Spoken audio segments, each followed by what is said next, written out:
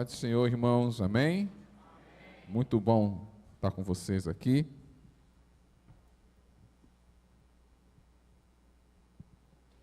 Nós demos, agora há pouco, posse ao pastor Bruno, à pastora Laís, na Igreja do Terrão, não é? Estava até vendo que sentavam ali, dá aquela saudade já, mas a obra avança, né?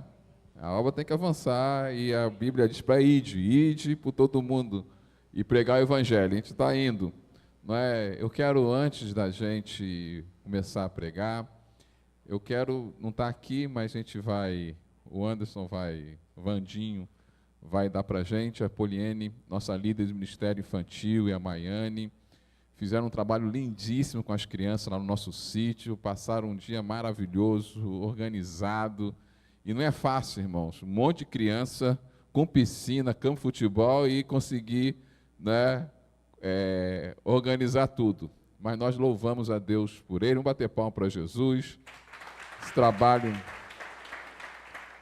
extraordinário que eles fizeram. E vocês não podem esquecer, ratificando, a nossa conferência feminina vencedora, porque, olha, vai impactar a sua vida. Vai, ó. Você ainda pode trazer pelo menos mais 5 pessoas, mais 5 mulheres aqui para impactar. Nós estamos nossa série de mensagens sobre fé, confiança, baseada lá em Hebreus capítulo 11. E hoje eu quero falar confiando na restituição de Deus, confiando na restituição do Senhor para nossas vidas. Vamos usar um texto de Hebreus capítulo 11, a partir do verso 17, que diz o seguinte: pela fé, Abraão, quando posto à prova, e olha que eu destaquei a prova, ofereceu Isaque, aquele que acolheu as promessas de Deus, e estava a ponto de sacrificar o seu único filho, do qual havia sido a sua descendência virá por meio de Isaque. Abraão considerou que Deus era poderoso até para ressuscitar Isaque dentre os mortos, de onde também figuradamente o recebeu de volta. Deixa eu falar um pouco de restituição, e a gente crê na restituição de Deus. Restituir é você conseguir novamente aquilo que de alguma forma você perdeu. E na caminhada cristã, na nossa caminhada na vida, é normal, infelizmente, a gente perder algumas coisas. É normal a gente, nessa caminhada da vida, algumas coisas a gente vai ter que ou deixar para trás, ou perder, ou não ver mais, não é? Faz parte dessa caminhada cristã.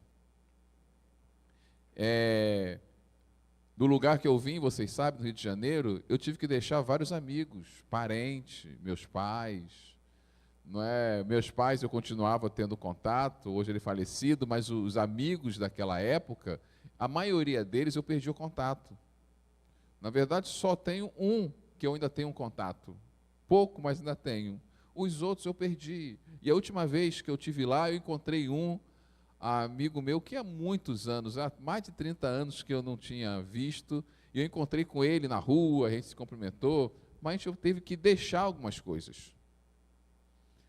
E assim acontece com outras coisas, não é? Eu morei em Campinas, também tive que deixar algumas coisas lá em Campinas, e aí a gente vai deixando, o Bruno nos deixou, a pastora Laís nos deixou. Na caminhada cristã, inevitavelmente, a gente vai perdendo algumas coisas.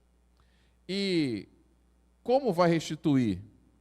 Deus vai restituir o Bruno, a Laís, ou meus amigos, trazer de volta meus amigos de infância? Não. Deus vai restituir através da própria forma dele, maneira dele, que a gente vai falar um pouco depois. Mas, para você precisa entender que Deus nunca vai deixar um buraco na sua vida. Deus nunca vai deixar você com uma carência que vai viver para sempre. Quando eu falo em restituir, eu estou dizendo que Deus não vai deixar nada incompleto na sua vida. Não vai ter nada incompleto, porque Deus te completa. Porque Deus vai restituir e vai te completar. Você não vai andar como se você tivesse faltando alguma coisa. Porque você, em algum momento, por algum motivo, você perdeu algo, ou teve que abrir mão de algo. Você não vai ficar ali carente, choramingando, porque agora você não tem mais aquilo que você tinha. Pode ser uma pessoa, pode ser um bem, pode ser um emprego, pode ser um amigo. Não, Deus vai te completar, vai restituir, Deus vai completar essa carência, esse buraco que ficou por algum motivo que seja que você teve na vida. Veja que o texto diz que Abraão considerou que Deus era poderoso até para ressuscitar Isaque dentre os mortos, de onde também, figuradamente, o recebeu de volta. Olha o que o texto diz. Quando Deus falou para Abraão, pega seu filho, seu único filho, vai lá e mata ele, Abraão matou seu filho já por dentro. No seu coração já tinha matado Isaque. Como Deus falou que ele tinha que matar, ele falou, eu tenho que obedecer a Deus, Deus mandou, e ele estava disposto a obedecer, ele confiava em Deus, então ele já tinha matado no seu coração. Ele tinha uma convicção, eu vou matar Isaque. Ele não tinha, veja que o texto nos explica algo que nem o livro de Gênesis nos explica. Há uma revelação de Deus nesse livro, que o livro de Gênesis, na história de Abraão, não nos revela. Porque aqui revela o coração de Abraão. Lá em Gênesis nos mostra as atitudes de Abraão, mas aqui revela o coração dele, como estava o coração dele. O coração dele estava assim, eu vou matar o meu filho, e ele tinha convicção disso. Ele não achava que ele ia aparecer um anjo, como apareceu, dizendo, não, Abraão, não mate, ele não achava isso. Ele não achava que Deus ia mandar falar com ele, não mate. Porque na cabeça dele, Deus falou, Deus não desfala o que fala. Qual era a esperança dele? Deus vai me restituir, porque Deus faz tudo completo. Deus vai trazer uma restituição na minha vida. Eu vou matar Isaque, e depois Isaque vai ressuscitar. Porque ele é filho da promessa. Deus falou que ele é a promessa. Se através dele viria uma grande multidão, Deus também não é Deus que mente. Deus não vai me deixar com um buraco no peito. Deus não vai me deixar incompleto. Ele sabe que sem Isaque agora eu vou me sentir uma pessoa incompleta. Então, crendo na restituição de Deus, crendo na promessa de Deus, olha que ele fala, eu considero Deus poderoso.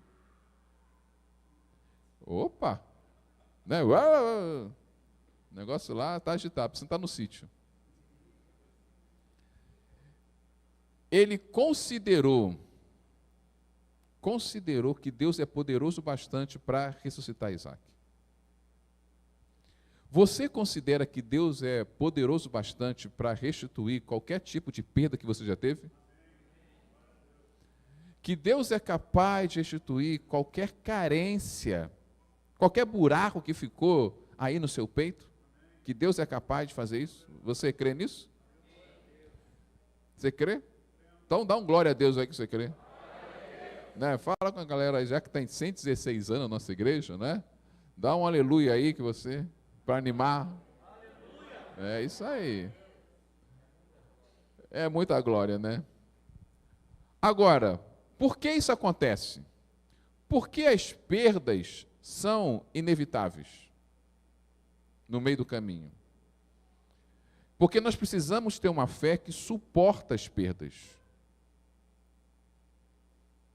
Se a sua fé não suporta as perdas, é porque a sua fé está nos milagres de Deus, nas promessas de Deus, mas não está em Deus. A sua fé tem que suportar as suas perdas. Por quê? E como é que Deus vai fazer isso? Como é que eu vou suportar minhas perdas? Através do consolo da esperança. O que consolava Abraão? O que fazia Abraão pegar o seu filho Isaque e ele indo, e ele não estava abalado, não parecia abalado, não reclamava, murmurava. Por quê? Porque tinha uma convicção de esperança. Deus vai ressuscitar Isaque. Ele tinha uma esperança. E ele sabia que a fé nos leva, às vezes, a ter perdas. Mas ele vivia numa esperança. Ah, você diz, mas tem perdas que não tem como ter esperança. Sim, não existe perdas que você não vai ter esperança. Por enquanto, eu não convivo com meu pai e com a minha mãe, mas eu tenho uma esperança que eu passarei a eternidade com eles. Eu tenho uma esperança que eu vou passar uma eternidade que vai dar tempo bastante para matar a saudade que eu fiquei nesse tempo sem eles.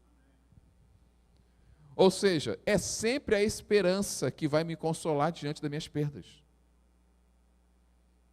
Ah, eu perdi um amigo, aquele amigo vai voltar? Não sei, mas Deus vai trazer um amigo que eu preciso. Deus sempre vai me trazer a esperança da perda que eu tive, mas eu preciso entender que a minha fé precisa suportar algumas perdas, porque elas são inevitáveis no meio do caminho. E às vezes nós reclamamos, murmuramos, por que eu perdi, por que isso, por que aquilo, e às vezes eu preciso entender que essas perdas são inevitáveis. Mas como, pastor, eu posso ter essa fé que crê na restituição, como Abraão teve? Que é uma fé extraordinária, por isso que ele é o herói da fé. Na verdade, Abraão, ele é o mais citado no livro de Hebreus. Ele é citado 3 vezes no livro de Hebreus. E essa é uma dessas vezes que ele é citado. Para você ter essa fé que vai te ajudar a crer na restituição de Deus, primeiro você tem que passar por um caminho difícil para nós, seres humanos, mas que nós vamos passar com a ajuda do Senhor. O primeiro caminho é que toda fé precisa ser provada. Toda fé precisa ser provada. Você é do tipo de pessoa que não gostava de prova na escola? Você é o tipo de pessoa que até hoje não gosta de ser avaliado? Eu tenho um amigo que é pastor, ele é pastor hoje de uma igreja, comunidade evangélica, lá em São José dos Campos. E ele aprendeu a dirigir muito novo. O pai dele ensinou ele a dirigir, com 15, 14 anos, sabia dirigir. E a gente era maluco o suficiente para pegar a Kombi escondida da igreja, sem ele ter carteira. A gente pegava, ele dirigia, ele era o filho do pastor, ele pegava assim o pai ver, botava e dava volta na Kombi da igreja, depois deixava assim o pai dele e ficava assim, não pode contar não. Ele dirigia bem. E ele, quando chegou no seminário de Campinas, eu já tinha me formado quando ele chegou, perguntaram a ele se ele sabia dirigir. Ele falou, eu sei. A ideia era a Kombi para dirigir. Ele dirigia a Kombi para lá e para cá. Sabe dirigir Kombi? Sei. Mas um dia o reitor perguntou a ele, por acaso você tem carteira? Carteira não tem. Mas como não? Você só me perguntou se eu sei dirigir. Eu falei que eu sei. Você não me perguntou se eu tenho carteira. Aí o reitor lá, um americano na época, pastor Robert Collins, que agora é falecido, ficou louco. Tá doido, rapaz, mau testemunho, se alguém soubesse e tal. Não, você vai tirar uma carteira. Você sabe dirigir, a gente vai te ajudar a pagar e você vai tirar uma carteira. Irmão, eu nem sei quantas vezes foi reprovado. Ele virou chacota. A gente falava, vai lá, vai conseguir a carteira para uso capião. Depois de tantas vezes você vai conseguir a carteira. E ele falava comigo também, porque eu também não tinha carteira na época. Mas ele sabia dirigir. O problema dele é que ele ficava nervoso demais quando estava sendo avaliado. Ele travava. Ele dirigia bem. Mas ele travava, porque quando a pessoa está dizendo, vou te avaliar, ele congelava.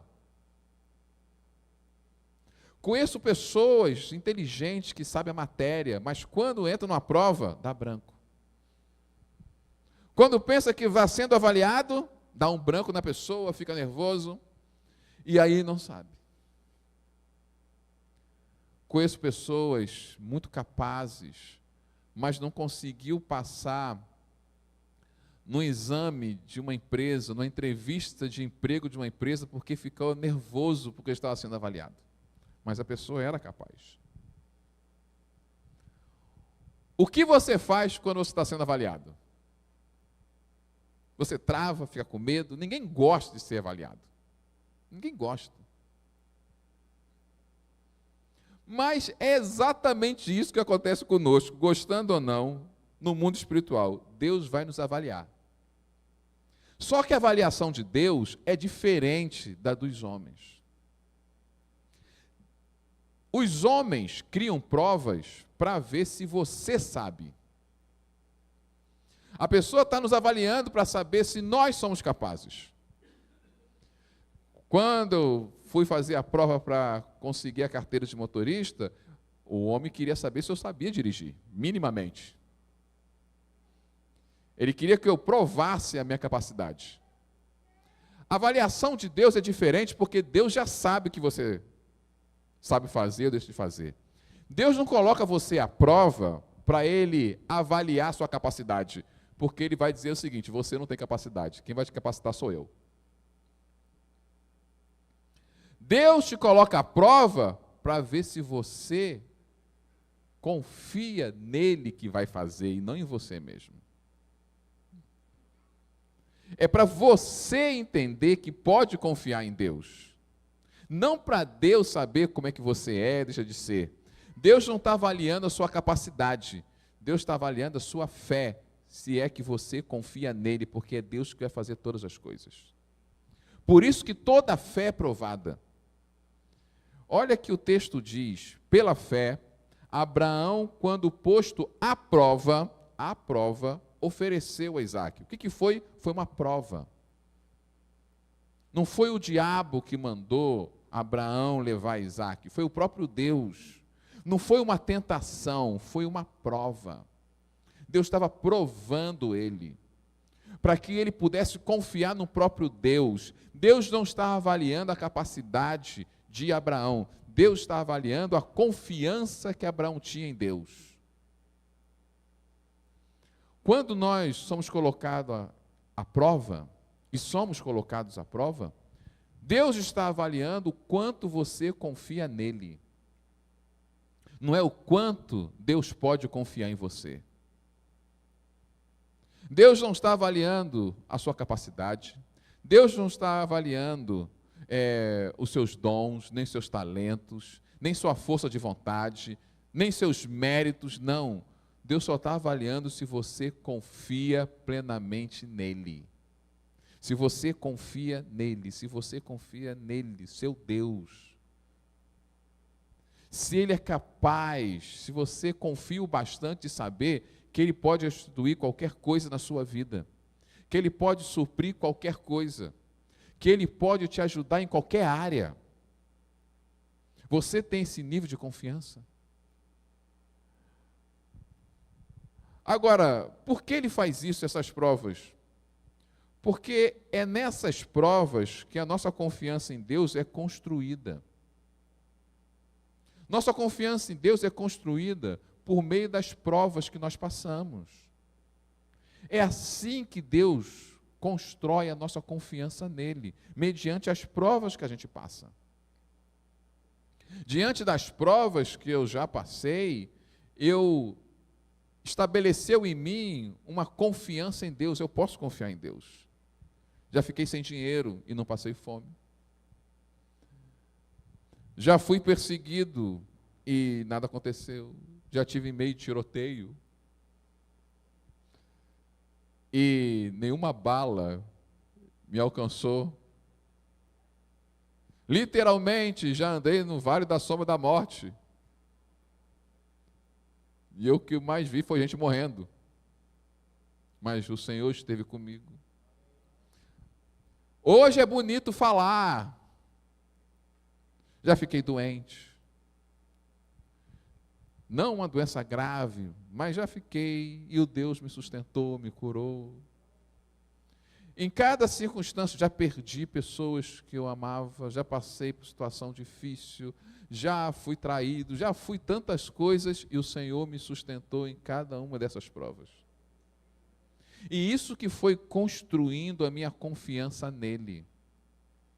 Isso foi gerando maturidade, resiliência. Deus foi construindo em mim essa confiança que eu tenho dele, mediante as circunstâncias difíceis, pelas provas que eu passei e pelas provas que você talvez esteja passando. Talvez você está aqui passando por provas difíceis na sua casa, talvez com seus filhos, talvez com seu cônjuge, talvez no seu trabalho você está passando por provas. E Deus, e você às vezes pergunta, por que eu estou passando por isso? Porque Deus está construindo em você uma resiliência. Deus está construindo em você meios para você aguentar o tranco da vida.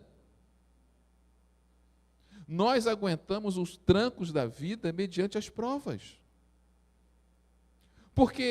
E Deus quer que você que é pai, que você que é mãe, possa replicar um pouco isso com seus filhos. Não deixa seu filho num canto sem fazer nada. Dê responsabilidade a eles, coloque eles à prova também. Para quê? Para gerar maturidade deles. Para tirar eles talvez da zona de conforto. Deus às vezes deseja isso em nós. Porque nós precisamos criar essa resiliência. Você precisa. Eu preciso. Não é porque o mundo não é justo, você vai dizer, mas isso é injusto, mas o mundo não é justo. O mundo jaz no maligno, irmão. As pessoas são más por natureza, imperfeitas por natureza. E Deus quer nos criar essa resiliência, essa fé, essa confiança que você é capaz de suportar qualquer coisa através do poder de Deus. Agora, não é só uma questão de prova. Porque quando nós estamos passando por uma prova, toda essa prova vai exigir um sacrifício. Toda fé exige um sacrifício. Olha o texto que diz, estava a ponto de quê? Sacrificar o seu único filho, do qual havia sido, a sua descendência virá por meio de Isaque. Olha, ele sabia que a descendência dele viria por meio de Isaque. Ele sabia da promessa. Mesmo assim, ele estava pronto a sacrificar o seu filho. Deus vai nos colocar à prova, e essa prova, talvez a mais difícil de todas, é a prova do sacrifício. É quando a sua fé te exige um sacrifício. E talvez isso vai te deixar confuso. Por que Deus vai querer um sacrifício meu? Ora, tudo não é pela graça? E graça não é receber o que eu não mereço? A minha fé é por meus méritos? Não é. É pelos meus esforços? Também não é. Se não é pelos meus esforços, não é pelos meus méritos, por que eu tenho que fazer algum tipo de sacrifício? O sacrifício não foi Jesus que fez por mim? Então, por que ele, às vezes, nos exige sacrifício? Porque eu preciso entender qual é o conceito de sacrifício que Deus quer que eu e você possamos ter, ou necessitamos ter. O nosso sacrifício não está relacionado com o que eu devo fazer. Porque se fosse relacionado ao que eu devo fazer, a minha fé viria por méritos. A minha fé viria por meu esforço. E a fé não é um esforço, é dom de Deus. A salvação não é pelo esforço, é por graça. Então esse sacrifício não é sobre o que eu vou fazer, mas sobre aquilo que eu devo entregar para Ele. O sacrifício é o que eu tenho que abrir mão. O que eu tenho que entregar e não o que eu tenho que fazer. Porque o fazer sempre é de Deus. Quem vai fazer todas as coisas é Deus na sua vida. Todas as coisas que você imaginar, quem vai fazer é Deus. Quem vai fazer o milagre que você precisa é Deus. Quem vai restituir aquilo que você perdeu é Deus. Quem vai restaurar a sua vida é Deus. Quem vai salvar a sua vida é Deus. Quem vai fazer o milagre que você precisa é Deus. Quem vai te sustentar é Deus. Quem vai te levantar é Deus. Quem vai te dar o empurrão que você precisa quando está desanimado é Deus. Quem vai te ajudar a você realizar aquele sonho que parece impossível é Deus. Quem vai te ajudar a te proteger diante de pessoas que querem te prejudicar, sabe quem é? Deus. O fazer é sempre de Deus. O fazer não é meu, o fazer não é seu, o fazer é de Deus. Agora, qual é a minha parte e a sua parte? Não é fazer? Não, é entregar.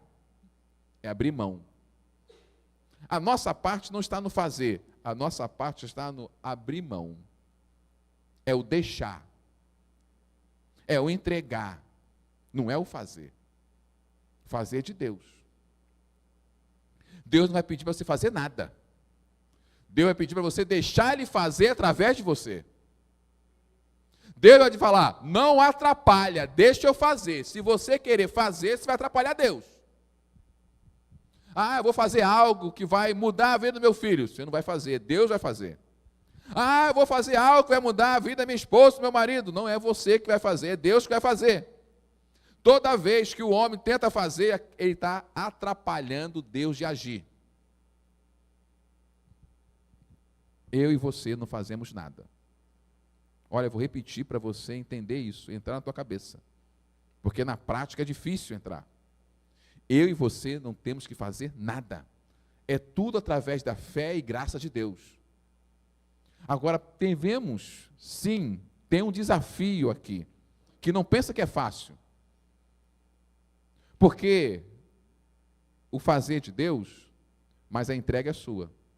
O abrir mão é seu. Deus vai fazer, você vai abrir mão? Você tem que abrir mão do mundo. Abrir mão das amizades que te afastam do Senhor. Abrir mão dos prazeres carnais que você te dá, mas que não são prazerosos para o seu Deus. Abrir mão de fazer as coisas do seu jeito e deixar Deus fazer do jeito dele. Você tem que entregar a sua vida completamente a Deus e deixar Ele fazer do jeito que Ele quer fazer. Deixar Ele fazer, seu negócio é entregar. O que Abraão fez? Entregou o filho dele. O filho é seu, não é meu. Eu estou entregando meu filho. O que vai fazer? É o Senhor. O Senhor que disse que o Isaac é o filho da promessa. Então, o Senhor que disse, o Senhor que faça. O fazer é seu. O entregar é meu. O que você está precisando entregar para Deus fazer? Mas primeiro Deus fez ou primeiro Abraão entregou? Primeiro apareceu um anjo dizendo, para Abraão! Ou primeiro Abraão pegou a faca e foi entregar seu filho? Primeiro você entrega, depois Deus faz. Porque é na entrega que você mostra a sua fé. A sua fé é revelada no sacrifício da entrega. E a entrega é sempre um sacrifício. Porque você não vai entregar algo que não quer. Você vai entregar algo que você quer. Talvez você precise entregar o seu jeito de querer fazer as coisas. E falar com Deus, eu entrego e deixo o Senhor fazer agora. Talvez você vai precisar entregar para Deus algo que você sabe que está te prejudicando, mas ao mesmo tempo que te prejudica, você gosta. E aí fica essa relação de dor e prazer. De dor porque eu sei que me prejudica, de prazer porque eu gosto. E nós, seres humanos, esse é o mecanismo nosso. Eu quero que você saiba de uma coisa, o ser humano, ele liga o prazer com a dor. O prazer e a dor, eles se ligam no ser humano. E isso é provado cientificamente. Não é que você é sadomasoquista ou masoquista, mas a gente liga o prazer e a dor e o prazer. A gente se liga nisso, a gente equilibra na nossa mente isso. Quando a gente faz algo que nos dá prazer, mas sabemos que é errado, logo depois do prazer vem o quê? Vem a dor da culpa. Vem a dor porque eu fiz isso. Mesmo que na hora, quando eu fiz, estava tendo prazer, mas depois que eu fiz, como é que eu fiz um negócio desse? E aí fico nesse círculo vicioso de prazer e dor, prazer e sofrimento, prazer e sofrimento, prazer e sofrimento. E aí você não quer entregar para Deus isso. E deixar Deus acabar com esse círculo vicioso. Porque ao largar isso, você vai deixar de ter a dor, mas também vai deixar de ter o prazer carnal. E Deus vai falar com você, ó, o meu prazer de estar na minha presença é melhor do que esse, cara. Os prazeres do Espírito Santo é maior do que esses prazeres carnais. Só que é um prazer que não traz dor. E os prazeres carnais sempre traz dor. Sempre traz sofrimento embutido. A questão é que você tem que entregar. Nós ficamos viciados nos nossos próprios erros. Nós nos acostumamos tantos com os nossos erros, com aquilo que nos prejudica, que ficamos viciados nisso. Às vezes você diz, tem alguém na minha empresa ou na minha família que me explora. Bom, se ela te explora, é que você se deixa ser explorado. Mas você não consegue enxergar isso. Como assim eu me deixo ser explorado? É porque eu sou tímido, é porque minha personalidade não, é porque no fundo você sente um prazer mesmo no meio da dor de ser explorado. Que prazer é esse? O prazer de ser vítima. Você tem que entregar isso. E deixa Deus fazer, que Deus vai mudar isso, a sua história. E nunca mais ninguém vai te explorar. Nós precisamos, eu e você, nós precisamos entregar para Deus, para Ele poder fazer coisas extraordinárias em nossas vidas. O problema não está em Deus fazer. Deus sempre faz. Deus é poderoso para fazer qualquer coisa. A dificuldade está na nossa entrega e não no fazer de Deus. Deus quer mudar a sua vida. Sabe quem vai mudar a sua vida? Deus. Sabe quem vai fazer você diferente? Deus. Sabe quem vai tirar você do vício? Deus. Sabe quem vai fazer você uma nova pessoa? Deus. Sabe quem vai fazer um reboliço na sua casa e transformar o seu lar? Deus. Seu trabalho é sair desse banco e se entregar a Ele. Se você entregar sua vida a Deus, Deus vai transformar sua vida. Se você entregar sua família a Deus, Deus vai transformar sua família. Deus vai fazer aquilo que você precisa. Ah, mas pastor, eu estou viciado. Olha, irmãos, eu estava ontem almoçando com uma pessoa que era viciada em cocaína. Mas ele entregou sua vida ao Senhor, e o Senhor, de forma milagrosa, o libertou. E ele estava falando comigo há mais de 20 anos que eu não uso esse troço. Ele dando um testemunho dele. Se você entrega, Deus faz. O problema é que a gente não entrega completamente. Às vezes a gente entrega pela metade. A gente entrega aos pouquinhos. Achamos que é possível entregar para Deus a prestação. Vamos fazer um carneiro da Cipolate aí com o pastor Hildo, vamos entregar a prestação em 12 parcelas, 24 parcelas. Tem gente que entrega como se estivesse comprando um apartamento em 126 parcelas. Você morre e ainda está pagando ainda o apartamento. Não. Deus não aceita uma entrega parcelada, Ele só aceita uma entrega à vista.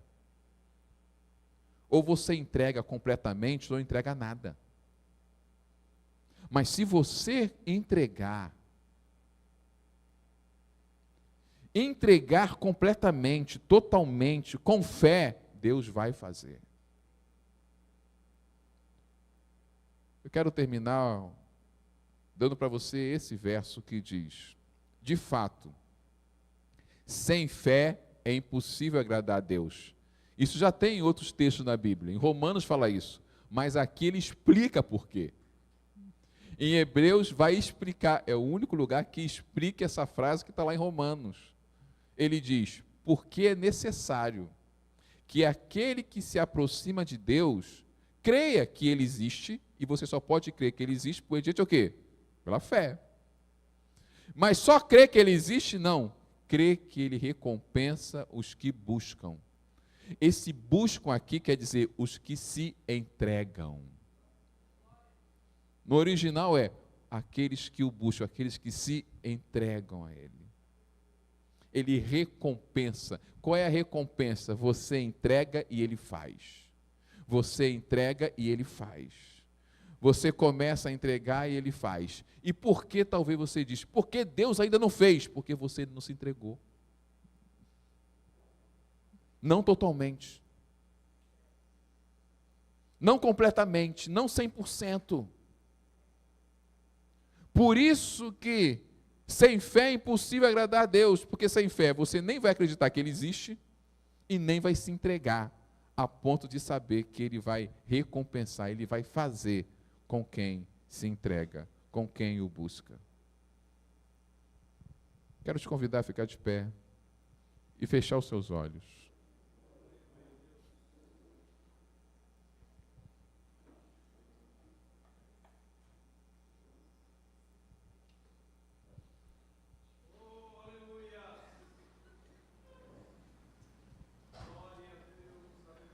Deus quer fazer e Deus vai fazer coisas extraordinárias na sua vida. Porque Deus é aquele que faz. Não, não é você que faz, é Deus que faz. Deus é o que faz. Não tenta fazer, porque você vai só se atrapalhar, só vai piorar as coisas. Quem faz tudo é Deus. É Ele que faz. E Ele vai fazer. O seu trabalho, se é que eu posso chamar de trabalho, a sua parte é simples, é se entregar. O seu sacrifício é o sacrifício de abrir mão. É entregar. Entregar a ponto de deixar Deus fazer da mesma maneira que Abraão entregou Isaque. Faz, Deus, faz se eu quiser. Eu só entrego.